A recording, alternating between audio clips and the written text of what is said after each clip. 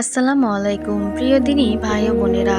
আজকে দোয়া কবুলের গল্পটি এক বোনের স্বামী পরকীয়া থেকে ফিরে এসেছে। তাহাজ্জুদ মিরাকেল এক অসম্ভব দোয়া কবুলের গল্প। আশা করি গল্পটি শুনে সবাই উপকৃত হবেন ইনশাল্লাহ। তাহাজ্জুদ নামাজের শক্তি ও ফজিলত অনেক বেশি। রমজান মাসে এর ফজিলত আরও বেড়ে যায়। এই দোয়া ফিরিয়ে দেওয়া হয় না। আর রমজান মাস তো দোয়া কবুলের মাস। এ মাসের তাহাজ্জুদ ভাগ্য বদলানোর ক্ষমতা রাখে। তাহাজ্জুদ নামাজ একটা মিরাকেল। এর ফজিলত ও শক্তি অনেক বেশি। এটি আমাদের আল্লাহর প্রিয় বান্দা করে তোলেন। আর আল্লাহর প্রিয় বান্দার দোয়া কিভাবে ফিরিয়ে দিবেন, এর মাধ্যমে জীবন বদলে যায়, ভাগ্যের দরজাও খুলে যায়। দোয়া ফিরিয়ে দেওয়া হয় না যাকে একটি তীরের সাথে তুলনা করা হয়েছে, যা লক্ষ্যভ্রষ্ট হয় না। এক বোনের অলৌকিকভাবে দোয়া কবুলের গল্প, যা তাহাজ্জুদ নামাজের মাধ্যমেও কবুল হয়েছে। তিনি রমজান মাসের রাতে তাহাজ্জুদ নামাজ কেঁদে কেঁদে হালালভাবে তার স্বামী পরকীয়া ও নেশাসক্ত থেকে ফিরে আসার জন্য আল্লাহর কাছে দোয়া কবুলের গল্প নিয়ে। আসসালামু আলাইকুম আপু। আপু, আমার দুঃখ ভরা কপাল। কিভাবে আমার স্বামী পরকীয়া থেকে ফিরে আসলো সেই গল্প নিয়ে। আমি পড়াশোনা শেষ করতে পারিনি, বয়সও কম হয়নি, প্রায় 33-এর কাছাকাছি। আমি কালো দেখে কোনো যোগ্যতা নাই দেখে আমাকে যে দেখতে আসতো সবাই অপছন্দ করত। আমি দরিদ্র পরিবারের সন্তান, বাবা মায়ের একটাই মেয়ে। টাকা পয়সার অভাবে পড়াশোনাটাও ঠিকঠাক মতো করতে পারিনি। আমি কালো দেখে আমার বিয়ে হচ্ছিল না কোথাও। যে দেখতে আসতো সেই অপছন্দ করত। আমার বাবা মা আমাকে নিয়ে টেনশনে ছিলেন, অসুস্থ হয়ে পড়তেন। তারা নামাজ পড়ে তাহাজ্জুদ পড়ে খুব কান্নাকাটি করতো আল্লাহর কাছে। আল্লাহর কাছে দোয়া চাইতেন, বলতেন, আমার মেয়েকে একটি ভালো ঘরে বিয়ে দেওয়ার ব্যবস্থা করে দিন আল্লাহ। হঠাৎ একদিন আমার বিয়ের প্রস্তাব এলো। ছেলেটি প্রবাসে ছিল। তার নাকি নম্রভদ্র সুশ্রী মেয়ে দরকার, যে তার সংসারকে আগলে রাখবে। আমি একটি এরকম ছেলে চেয়েছিলাম, যে চক্ষুশীতল স্বামী হবে, যে আমাকে ভালোবাসবে। তারা অনেক ধনী পরিবারের ছিল, তারপরও আমাকে বিয়ে করেছিল সেই ছেলেটি। পরিবারের সম্মতিতে বিয়ে হলো। বিয়ের পরপরই আমি জানতে পারি সে পরকীয়ায় আসক্ত, নেশাদ্রব্যে আসক্ত। তা আমি জানতে পারি।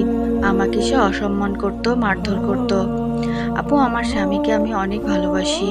আমার স্বামী আমাকে ছেড়ে দেবে বলেছে। আমাকে নাকি তার ভালো লাগে না। সে নাকি তার বাবা মার জন্য আমাকে বিয়ে করেছে। তার নাকি আমাকে বিয়ে করার ইচ্ছা ছিল না। আমাকে নাকি তার পছন্দও ছিল না। এখন আমাকে বাবার বাড়ি 6 মাস ধরে রেখে দিয়েছে। কোনো যোগাযোগ রাখে না, যোগাযোগ বন্ধ করে রেখেছে। আমি ফোন দিলে ধরে না। আমার সংসার ভেঙে যেতে বসেছে। আমি আমার সংসার ফিরে পেতে, আমার স্বামীকে ফিরে পেতে তাহাজ্জুদ নামাজ পড়ি, দুরূদ শরীফ পাঠ করি। সপ্তাহে 3 দিন তাহাজ্জুদ নামাজ পড়তাম।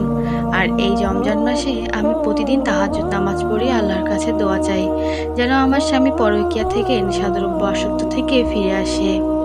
আমি এত কান্নাকাটি করি, আল্লাহ যেন মনে হয় আমার দোয়া কবুল করেন না। কিন্তু তারপরও আমি আল্লাহর উপর থেকে ভরসা হারাইনি, হাল ছাড়িনি, দোয়া করতে থাকি। এই রমজান মাসে তাহাজ্জুদ পড়তে থাকি বেশি বেশি, ইস্তেগফার পড়ি বেশি বেশি, অন্তত পক্ষে 3000 বার পড়ি। দুরূদে ইব্রাহিম পড়ি, সালাতুত হাজত নামাজ পড়ি এবং আমার স্বামীকে ফিরে পাওয়ার জন্য আল্লাহর কাছে দোয়া চাই। তারপর আমার স্বামী আমাকে এত অবহেলা করে, এত অপমান করে, তবুও তার কাছে আমি কতবার ফিরে গিয়েছি তা আমার জানা নেই। কিন্তু এখন আর তার কাছে ফিরে যাই না, বা কলও দিই না। সব কিছু ছেড়ে দিয়েছি, আল্লাহর উপর ভরসা রাখি। আল্লাহর কাছে কান্নাকাটি করে আল্লাহর কাছে দোয়া চাই। তাহাজ্জুদ নামাজের পর এই আমলটি করি, ইয়া হাইয়্যু ইয়া কাইয়্যুম লা ইলাহা ইল্লা আনতা বিরহমাতিকা ইয়া আস্তাগীস। আরও আমল করি, বিপদ থেকে মুক্ত হওয়ার আমল করি, সালামুন কওলাম মির রব্বির রহিম। আমার জীবনে অনেক কষ্ট পেয়েছি, আমি সব কষ্ট থেকে মুক্তি চাই। আল্লাহ আমাকে রোজার উসিলায় সব কষ্ট থেকে মুক্তি দিন। আল্লাহ, তুমি আমাকে যত পরীক্ষা নাও, তারপরও আমি কষ্টে থাকলে আলহামদুলিল্লাহ বলবো। তুমি আমার এই কঠিন পরীক্ষা থেকে উদ্ধার করো। আল্লাহ, তুমি আমার স্বামীকে আমার কাছে ফিরিয়ে দাও। আর আমি আমার স্বামীকে অনেক ভালোবাসি। আমার মনে হয় জীবনের সব চাওয়া পাওয়া বড় পরীক্ষা নাও তুমি। আল্লাহ, তুমি আমার মনের আশা পূরণ করো। আমার স্বামীকে তুমি হেদায়েত দান করো। দোয়া করতে করতে এমন সময় আমার স্বামীকে আল্লাহ ফিরিয়ে দিয়েছেন। আমার কাছে তা একদম আশ্চর্যজনক। আমার স্বামী ফিরে এসেছে সবকিছু ত্যাগ করে এবং ফিরে এসে সে অনুতপ্ত হয়েছে। সে বলেছে, আমি এখন থেকে ৫ ওয়াক্ত নামাজ পড়ব এবং আমাদের একটা ছোট্ট সংসার হবে। তুমি আমাকে মাফ করে দাও। হে আল্লাহ, তুমি আমার কত পরীক্ষা নিয়েছো। সবকিছুর বিনিময়ে যে তুমি আমার স্বামীকে ফিরিয়ে দিয়েছো, তার জন্য আলহামদুলিল্লাহ। পৃথিবীতে সবাই থাকার পরও অত্যন্ত নিঃসঙ্গ ছিলাম আমি। স্বামী চলে যাওয়ার পর পাশে কেউ ছিল না। অত্যন্ত কষ্টে ছিলাম। এখন আমরা খুব সুখে শান্তিতেই বাস করছি। আমার স্বামী ফিরে এসেছে এবং সে ঈমান এনেছে। সে দিনদার হয়েছে এবং সে ৫ ওয়াক্ত নামাজ আদায় করে, তাহাজ্জুদ নামাজ পড়ে। বেশি বেশি ইস্তেগফার পড়ে দোয়া কবুলের জন্য এবং আল্লাহর কাছে মাফ চাওয়ার জন্য। এই ছিল আমার অসম্ভব দোয়া কবুলের গল্প। আল্লাহ আমাদের কল্যাণের জন্য অনেক সময় দোয়া কবুলে দেরি করেন, কিন্তু তিনি উত্তম সময়ে উত্তম রূপে উত্তম প্রতিদান দেন, উত্তম ফল দান করেন, যা আমাদের চাওয়ার থেকেও অনেক বেশি হয়। তাই দোয়া ও আমল করতে থাকুন।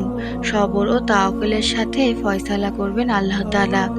আল্লাহর উপর সবকিছু ছেড়ে দিন। তিনি জানেন কোনটা ভালো আর কোনটা খারাপ, আপনার জন্য কোনটা কল্যাণকর হবে। আপনি আল্লাহর ফয়সালায় রাজি হয়ে যান, তিনি আপনার ফয়সালায় রাজি হয়ে যাবে। আমাদের অনেক রকম পরিকল্পনা থাকে, কিন্তু আল্লাহর পরিকল্পনা থেকে আমাদের নিয়ে হয়তো তা ভিন্নই হয়। কিন্তু তার পরিকল্পনা সর্বোত্তম, তার সিদ্ধান্তের উপর কিছুই নেই। আমরা মানতে বাধ্য। তবে দোয়া মানুষের ভাগ্য বদলাতে পারে।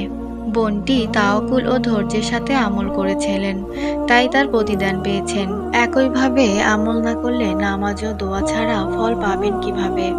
কিভাবে আশা করা যায়? রমজান মাসের উছিলায় আল্লাহ আমার দোয়া কবুল করেছেন। রমজান মাসে ঠিক এই সময়টাতে প্রতিদিন তাহাজ্জুদ নামাজ পড়া থেকে যত আমল ছিল করেছি। সর্ব অবস্থায় আল্লাহর শুকরিয়া আদায় করতে হবে।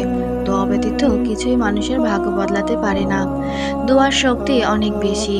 আল্লাহ তাআলা মুহূর্তের মধ্যে বান্দার জীবন বদলে দিতে পারেন। আল্লাহই একমাত্র দোয়া কবুলের মালিক।